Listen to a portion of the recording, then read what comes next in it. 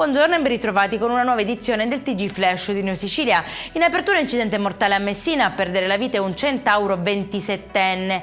Il giovane di ritorno dal turno di lavoro avrebbe perso il controllo dello scooter su cui viaggiava schiantandosi violentemente contro il muro di cinta dello Stadio Celeste. Un impatto che non gli ha lasciato scampo. Ancora sangue lungo le strade siciliane e ci spostiamo a Giara, nel Catanese, dove un anziano di circa 80 anni è stato travolto e ucciso da un'auto mentre attraversava il Corso Europa. La vittima è stata sbalzata sull'asfalto e purtroppo è deceduta sul colpo. Il conducente della Fiat Panda, sotto shock, ha accusato un malore ed è stato assistito dai sanitari del 118. Mattinata nera invece per gli automobilisti catanesi, traffico bloccato sulla A18 direzione Paesi Etnei.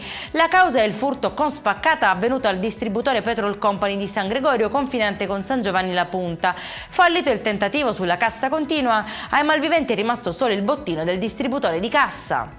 Fermato invece lo scippatore seriale che stava terrorizzando la città di Canicattì, in provincia di Agrigento.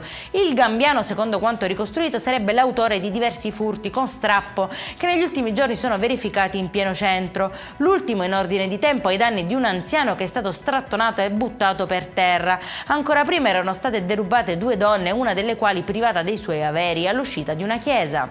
È in chiusura a oltre 20 anni dal suo rapimento avvenuto il 1 settembre 2004. Denise Pipitone compie un altro compleanno, sarebbero stati oggi 24, senza l'abbraccio dei suoi genitori e familiari e di tutti coloro i quali non l'hanno dimenticata. Auguri ovunque tu sia, scrive il sindaco. Intanto il padre ha chiesto la riapertura delle indagini, ma sul caso restano ancora dubbi e misteri irrisolti.